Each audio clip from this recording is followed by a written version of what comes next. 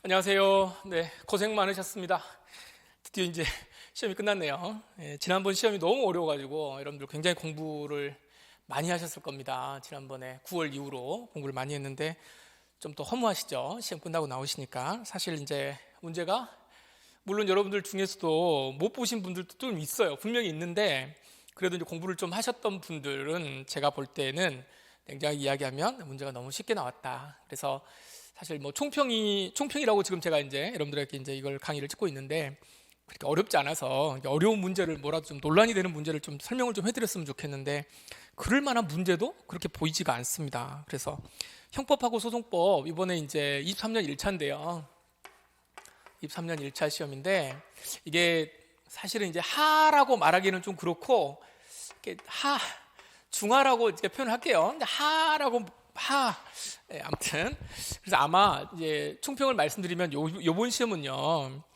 제가 볼 때는 2개, 3개 정도에서 끝을 내셔야 되는 것 같아요. 그래서 그나마 형법이 좀 양이 많으니까 공부 양이 좀 적으신 분들은 조금 뭐 이제 판례에 대해서 좀 헷갈릴 수도 있겠다 이런 생각은 좀 들 수도 있지만 마지막 우리 소송법 문제 같은 경우에는 거의 뭐 나올 수 있는 아주 기본적인 쟁점들이 다 출제가 됐습니다. 그래서 이런 시험은 실수하지 않으시고 기본기에 충실하시고 그다음에 시험장에서 덜덜 떨지 않으시고 이것도 거기도 다 실력인 거죠. 그래서 거기까지 잘 메꾸셨으면 아마 좋은 결과가 나올 거라고 생각을 합니다. 더군다나 또 이제 아까 우리 다른 선생님들하고도 이야기를 해보니까 경찰학도 그렇게 어렵지는 않았다고 이제 또 말씀을 하시더라고요. 그러니까 이게 여러분들 아무튼 뭐 거의 이번 시험 같은 경우에는 실수 안 하시고 양 시험에서 한 2개, 3개 정도씩 해서 다 커트라인을 다 끊으셔야 2과목에서 그 정도 돼야 되지 않을까 이런 생각이 듭니다. 1번부터 우리 형법 같은 경우에는 1번부터 어디까지죠? 13번까지 해가지고 1번부터 13번 원래 이제 나오던 거죠. 13문제 정도가 이제 총론 이렇게 해서 나왔고 그 다음에 이제 27번까지가 이제 강론입니다. 그 다음에 이쪽이 이제 소송법인데 소송법에서도 지난번에는 사례 문제가 거의 한 4개 정도 나왔는데 사례 문제가 한 문제밖에 안 나왔죠. 더군다나 너무 쉬운 문제가 나왔고 우리 개수 문제도 이번에 없었죠. 개수 문제가 뭐 거의 뭐 2문제인가 나왔나요? 근데 나머지는 다 OX 문제였단 말이에요. 다 이제 이렇게 돼버리니까 커트라인은 굉장히 올라갈 수밖에 없는 그런 뭐 아마 여러분들에게 좀 나름 뭐 선물이라면 선물일 텐데 결과적으로는 이런 시험은 제가 뭐 아시죠? 여기 쉬운 문제가 쉬웠다 그래서 우리 절대평가가 아니기 때문에 다 합격하는 시험이 아닙니다. 그러니까 절대로 실수하면 안 되는 내용이었어요. 그래서 아마 이 총론, 강론 여기는 정확하게 다 맞춰져 있었고 소송법에서도 이게 수사와 증거와 관련돼 가지고 6문제씩 잘 나눠서 문제가 출제가 됐습니다. 시험의 특징을 제가 좀 먼저 말씀을 드리면 일단 사례 문제가 그렇게 많지 않았고요. 그다음 다들 이게 기본적인 유형의 문제들이에요. 그리고 개념을 좀 물어보는 것들이 있었고 특히나 총론은 쉽기는 하지만 이론 문제들이 많았죠. 이론이죠. 사실은 뭐 1번 같은 경우도 그렇고 형벌의 개념이라든가 이런 것도 우리가 알고는 있지만 그나마 지금 어려운 건 아니지만 3번 문제 같은 경우에 뭐 기존에 뭐 과거에 다른 직렬에서 다 문제 나왔던 것들이고 4번 착오 문제도 여러 가지로 여러분들 형태로 공부를 하실 텐데 이것도 뭐 굉장히 모든 문제집에 다 나와 있는 그런 문제들입니다. 그래서 어렵지 않았을 거다 제가 이렇게 말씀을 드리고요. 책임 능력, 강요될 행위 다 원론적인 이야기들이고 특히나 10번에 뭐 공범의 정속성이라 이런 것들도 학설 문제 다 이렇게 극단적 정수 형식이라든가 제한적 정수 형식이라든가 이런 것들 다 알고 계시기 때문에 어렵지 않게 문제를 푸셨을 거라고 생각을 합니다. 특히나 이제 제가 늘 강조해 드리는 거는 소송법에서도 그렇습니다만은 형법도 판례가 중요한 게 아니고요. 그 다음에 학설 문제도 여러분들 학설 문제를 굉장히 많이 공부하시지만 학설 문제도 다 정해져 있어요. 그래서 어느 정도 한 6개월 정도 학원에서 공부를 하시고 나면 모든 유형의 학설 문제를 다 치르게 됩니다. 근데 결국 문제는 뭐냐면 제가 늘 강조 드리는 겁니다. 이게 이 법률 내용이에요. 법률, 조문의 문제. 그러니까 뭐 13번 문제 같은 게 이제 사실 그런 거죠. 선고유예, 집행유예, 가석방 같은 것들이 다들 뭐 판례도 중요하지만 뭐 이게 정말 너무 물론 이제 기출이 돼 있었던 문제 다시 반복시 된 거기 때문에 여러분들 뭐 다 아셨겠지만 1번, 2번 같은 경우에 답이 이제 구류가 아니라는 거 이런 것들 체크를 앞으로도 문제가 쉽게 나오든 어렵게 나오든 간에 조문의 문제는 굉장히 중요하다. 다시 한번 말씀을 드리겠습니다. 14번, 15번 뭐 어렵지 않았고 과거에도 다 있었던 판례들이었고 16번 명예훼손과 관련돼 가지고는 명예훼손 모욕죄 같은 경우에는 우리가 구체적으로 공부를 많이 했을 거예요. 근데 그런 문제는 안 나오고 일반적인 것들이 나왔죠. 일반적으로 이 16번 문제 같은 것들이 뭐냐면은 실질적으로 결론만 물어보는 게 아니고 이제 뭘 물어보는 거예요. 판례의 내용들을 물어보는 거예요. 그래서 이 개념을 예전에는 이 명예훼손죄가 뭐냐, 전파 가능성이 뭐냐 이렇게 하는 거를 그냥 단순하게 교재의 내용에서만 이렇게 읽었는데 이제는 그러한 내용들이 판례 이 지문에서 판례에서 그걸 쭉 설명하고 있거든요. 그래서 앞으로 공부를 하실 때 단순하게 그러한 내용들을 교재에 있는 거 물론 이제 선생님들이 교재 판례에 있는 거를 교재로 넘겨가지고 이제 거기다가 이제 문제를 만듭니다만은 거기다 내용들을 쓰긴 하는데 또 판례 원문을 이제 뭐 모든 걸 다 읽을 수는 없지만 그걸 좀 자주 반복해서 읽으시는 개념을 거기에서 판례에서 끄집어 내 가지고 그걸 반복해서 공부하시는 게 중요하다 이런 말씀을 좀 드리겠습니다. 뭐 18번 재산범죄에서도 사실 뭐 채권 양도라든가 뭐 배임죄라든가 이런 것도 굉장히 우리가 많이 공부를 했을 텐데 그런 문제는 하나도 안 나오고 일반적인 내용들이 다 나왔어요. 그래서 어렵지 않게 특별히 제가 설명 안 드려도 될 만한 문제들이 나왔고 그다음에 최신 판례도 조금 양은 제가 볼 때는 이번엔 최신 판례는 그렇게 많지는 않은 것 같습니다.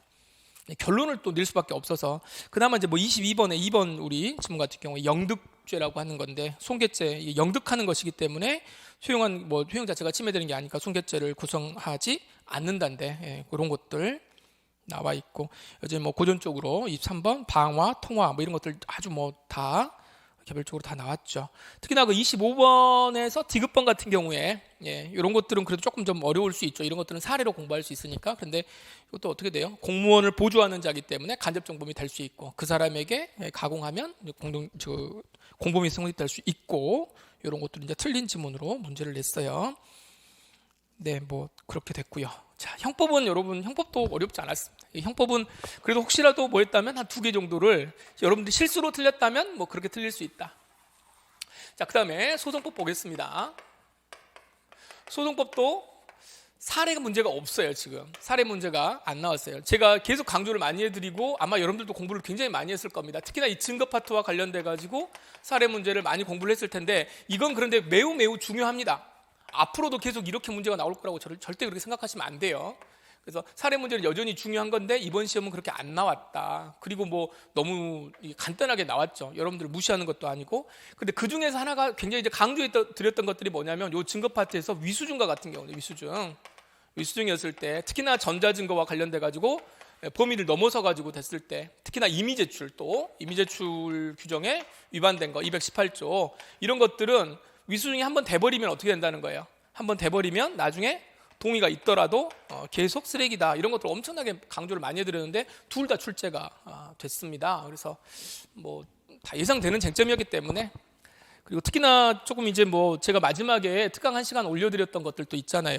그래서 저는 이제 그때도 말씀드렸지만 가장 기본적인 것이 중요하다 마지막에 가면 그랬는데 거기에서 이게 말씀드렸던 것들도 거의 뭐 다 특히나 뭐 행위지의 법률의 34번 같은 경우에요.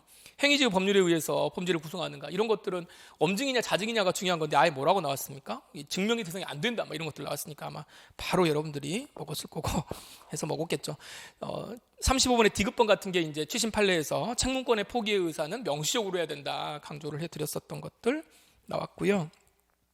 그다음에 제가 한번 이제 문제를 보면서 웃었던 게 38번 있죠. 38번에서 그 특신 상태와 관련돼 가지고 개연성 있는 정도의 개연성 그래서 개자 넣어가지고 제가 개 부족은 안 된다 그랬잖아요.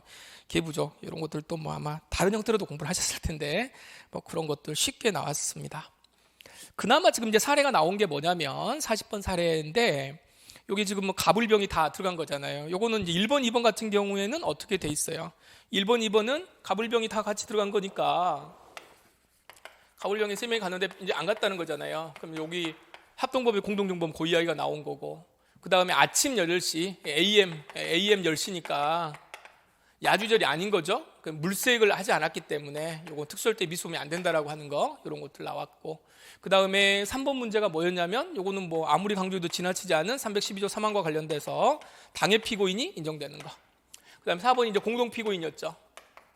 공동 피고인이었을 때 공동 피고인은 뭐예요? 증인이기 때문에 뭐를 해야 돼? 변론을 분리해서 선서를 하고 증언을 해야 되는 거고 여기에서 문제를 대면 뭐가 되는 거예요? 이것도 이제 위증죄가 되는 거예요. 근데 이제 여기 문제 같은 경우에도 보시면은 쭉 보시면은 부인을 했다. 한편 병은 갑의 공소사실에 대해서 증인으로 채택되고 선서하고 증언하고 막 이렇게 했는데요. 변론이 분리되었단 말들이 없죠. 공동으로 기소돼가지고 심리가 돼 있다고 돼 있으니까. 그래서 4번 같은 경우에 병은 증인으로 채택되고 선서하고 증언을 했지만 공동 피고인이기 때문에 이거는 위증죄가 성립하지 않는다. 여기만 맞고 이렇게 돼 있습니다. 사실 뭐 문제가 여러분 뭐 총평을 하기가 조금 이렇게 민망할 정도로 문제가 쉬웠습니다. 그러나 여러분들 분명히 여기서도 만점을 이제 뒤로 돌아보면 다 이제 만점 맞을 수도 있는 문제였고 어렵지 않은 문제였지만 충분히 그렇게 할 수 있었는데 여러분들 이제 틀린 문제가 분명히 있을 거예요. 두세 개 정도는 뭐 이제 실수를 다 하실 수 있으니까. 그런데 그 이상 틀리셨다면은 조금 이제 마인드 컨트롤이 좀 안 된 걸로 보시면 됩니다. 아마 공부는 다 하셨을 건데. 그래서 문제가 어렵게 나오나 쉽게 나오나. 제가 지난번 2차 시험 끝나고도 말씀을 드렸는데 문제가 어렵게 나왔다고 욕할 필요가 없어요. 욕해봐야 남들도 다 틀렸기 때문에 이게 몇 개 남들보다 내가 조금 더 맞는 게 시험이란 말이죠. 이번 시험은 쉬워서 여러분들 내가 공부를 많이 했구나 이렇게 생각하시고 또 공부를 안 하시면 안 됩니다. 물론 합격하시면 이제 그만하셔도 되는 거지만 다음 시험이 이렇게 쉬울 거라고는 여러분 진짜로 이건 또 아닙니다. 여기는 또 이번에 쉬웠기 때문에 아마 또 적정한 레벨에서 문제가 나오겠죠. 그래서 어렵게 공부하는 것은 중요하지만 쉽게 나왔을 때 내가 어렵게 공부했다고 해서 실수를 해버리면 다 똑같아져 버리는 거예요. 이거는 뭐 가장 기본적인 이야기니까 여러분들 뭐 잘 아실 겁니다. 그런 부분 잘 감안하셔가지고요. 이제 조금 쉬셨다가 이제 뭐 얼마 뒤에 곧바로 이제 결과가 나오죠. 결과가 나오면은 또 이제 면접 준비하시는 분들 더 열심히 또 하셔서 마지막 최종 합격까지 열심히 하시고요. 혹시라도 이번에 좀 실수를 좀 하셔가지고 결과가 좀 안 좋으신 분들은 시험이 또 2차 시험이 바로 내일 모레입니다. 몇 달 안 남았잖아요. 절대 뭐 이번이 마지막이다라고 생각해서 뭐 공부하신 분들도 있겠지만 조금만 더 힘을 내서 더 열심히 하시면 또 좋은 결과가 있을 거라고 생각을 합니다. 아무튼 최종 합격하실 때까지 절대 지치지 마시고 좋은 결과 있기를 바라겠습니다. 여러분 정말 수고하셨습니다. 네, 여러분 제가 이제 그 총평 강의를 끝나고 나서 이제 우리 학생한테 연락이 왔어요. 40번 문제. 40번 문제에 대해서 이거 조금 뭐 이거 문제 오류가 아니냐 이런 식으로 해가지고 저한테 연락이 와서 혹시라도 다른 여러분들도 조금 문제 아까 제가 설명을 드렸습니다만은 다시 한번 40번 문제 제가 한번 설명을 좀 드릴게요. 이게 지금 어찌됐든 간에 적절한 것은이라고 돼 있고 1번, 2번, 3번이 답이 아니라는 건 여러분들 알고 계시죠? 그 다음 4번은 위증죄의 문제인데 이게 지금 뭐냐면 공동 피고인이에요. 공동 피고인인데 여러분 여기가 공범인 공동 피고인이 있고 공범 아닌 공동 피고인 있죠? 그럼 공범인 공동 피고인은 뭐예요? 이게 피고인이기 때문에 피고인이니까 이건 뭐예요? 증인 적격이 없어요. 증인 적격이 없어요. 그러니까 증인이 되려면 기본적으로 뭐를 해야 돼요? 변론 분리를 해야 돼요. 변론 분리를 해야 되는 거고 변론 분리를 한 상태에서도 그냥 증언을 하면 안 되고 증인이기 때문에 선서를 해야 돼요. 그 선서가 없으면 여기 서위의 말을 했다? 그러면 이건 위증죄가 안 돼요. 그러겠죠? 그럼 이 사람이 위증죄가 되려면 어떻게 해야 될까? 위증죄가 되려면은 선서를 해야 되는 거고 선서를 한다고 하는 것은 무슨 말이냐면 이 사람이 증인 적격이 있다는 걸 전제로 하는 거잖아요. 그럼 여기가 뭐예요? 변론 분리잖아. 변론 분리를 한다라고 하는 절차가 있고 선서를 하고 이렇게 가면 위증죄가 성립을 하는 거예요. 자, 요거는 여러분들 다 알고 계시죠? 근데 지문을 보면 뭐라고 돼 있냐면 쭉 보시면은 뭐가 없습니까? 변론을 분리한다는 말이 없어요. 이게 없어요. 자, 그러면 여러분들이 생각할 때 이게 변론 분리가 있는지 없는지 어떻게 합니까? 이렇게 이제 물어보더라고요. 이제 우리 학생이 아니 있을 수도 있고 없을 수도 있는데 만약에 변론 분리가 있었다라고 한다면 위증죄가 성립하기 때문에 성립하지 않는다 그랬으니까 이것도 틀린 거 아닙니까? 이게 뭐 그렇게 이야기를 하려면 할 수도 있지만 뭐예요? 변론 분리를 한다는 말이 없잖아. 없다는 건 무슨 말이에요? 안 했다는 거지. 안 했다는 거. 그대로 보면 이 지문을 그대로 보면 이거를 나눠 가지고 판단하는 게 아니에요. 이거를 하는 게 아니고 여러분 변론 분리라는 게 제가 수업 시간에 뭐라고 그랬어요? 변론 분리가 여러분 대단한 절차가 아니라 그랬잖아요. 재판에서 판사가 하는 절차 중에 변론 분리, 그 다음에 뭐 공판 절차의 갱신 뭐 이런 것들 아무것도 아니라 그랬잖아요. 하지만 아무것도 아니지만 이 절차가 굉장히 필요한 거예요. 변론 분리 어떻게 한다고 그랬습니까? 야, 너희들 떨어져 앉아. 뭐 이런 게 아니에요. 그냥 자, 지금부터 여러분 여러분이 아니고 자, 이 재판 저 공동 피고인 요 재판을 변론 분리하겠습니다. 그러면 변론 분리가 되는 거예요. 당연히 그 절차를 거쳐야 뭐가 되는 거예요? 이걸 왜 하겠습니까? 지금 앞에는 피고인이기 때문에 요거를 뭘로 만드는 거예요? 증인으로 만들려고 변론 분리를 하는 거예요. 이 절차가 있냐 없냐가 굉장히 중요하잖아요. 그럼 우리 지금까지 시험 문제 뭐라고 나왔냐면 이렇게 나와 있었어요. 변론 분리를 했단 말이죠. 변론 분리를 하고 증언을 했을 때 변론 분리를 했는데 증언을 했단 말이죠. 증언을 했는데 여기에 허위가 있다. 그럼 위증죄가 되느냐? 여러분 안 됩니다. 이 지문도 틀렸어요. 무슨 말이 없어? 선서라는 말이 없잖아. 선서라는 말이. 선서했다는 말이 없으면 단순히 변론 분리해가지고 허위의 증언을 했다고 해도 위증죄가 안 돼요. 이 지문은 나왔잖아요. 예전에. 그렇지 않아요?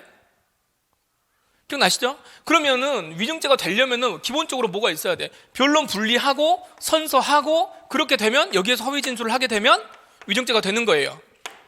위증죄가 된다는 것은 뭐냐면 변론 분리라는 게 있냐 없냐를 우리 머릿속에서 상상하는 게 아니고 지문에서 변론 분리가 있는지 없는지를 살펴봐야 되는 거예요. 근데 있는지 없는지를 모르지 않습니까? 라고 물어보면 아니 그러면은 예전에 우리가 출제됐던 문제 아니 선서를 했는지 안 했는지도 모르는데 왜 이게 됩니까? 선서라는 말이 없으면 선서를 안 한 거잖아요. 변론 분리했는데 허위의 증언을 했다. 위증죄가 성립되느냐? 안 된다. 왜? 선서를 하지 않았기 때문에. 근데 그 지문에 선서가 없어요. 선서가 있는지 없는지라는 말을 안 해준단 말이에요. 안 했다는 건 뭐냐면 선서가 없다는 걸 전제로 하고 있는 문제라고 저는 생각을 하거든요. 그럼 이 지문도 마찬가지입니다. 변론 분리라는 말이 없다는 거는 변론 분리인 경우를 상상해가지고 문제를 풀라는 게 아니고 여러분들한테 소극적으로 뭘 물어보는 거예요. 변론 분리가 없다. 내가 지문에 너희들한테 주는 요 지문에는 변론 분리라는 말이 없어요. 없다는 건 뭐냐면 변론 분리 안 했다는 거야. 안 했다는 거. 변론 분리를 안 했으면 여전히 뭐예요? 공동 피고인이잖아요. 공동 피고인. 피고인이니까 뭐가 없어? 증인 적격이 없어. 증인 적격이 없는 아이가 선서를 했대요. 쓸데없는 거 한 거지. 쓸데없는 거. 당연히 어떻게 돼요? 위증죄가 성립하겠습니까? 성립하지 않지. 라고 제가 이제 설명을 드렸거든요.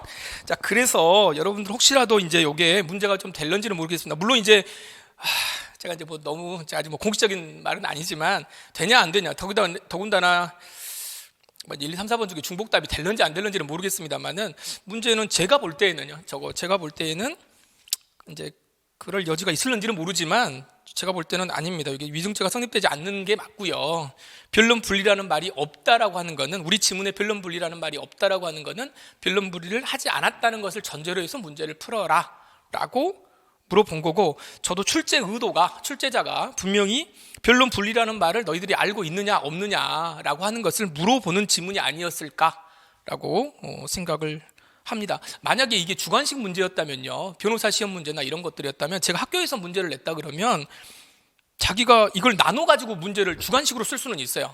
지문에는 변론 분리가 있다 없다 이렇게 나눠가지고 있을 때는 어떻고 없을 때는 없었다라고 주관식으로 쓰겠지만 설령 그렇게 하더라도 제가 학교 같으면 점수를 안 줄 것 같아요. 왜냐하면 지문에 한다는 말이 없는데 혼자 자기가 상상해가지고 변론 분리 된 경우라면 이렇게 쓰면 그 배점 되는 점수가 없거든요.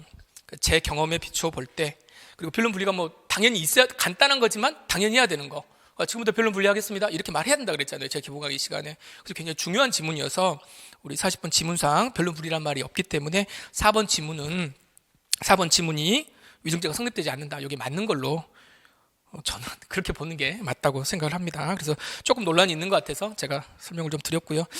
예, 아무튼 뭐 혹시라도 또 다른 게 있으면 다시 또 여러분들한테 올려드리도록 하겠습니다. 여기까지 하시죠. 네.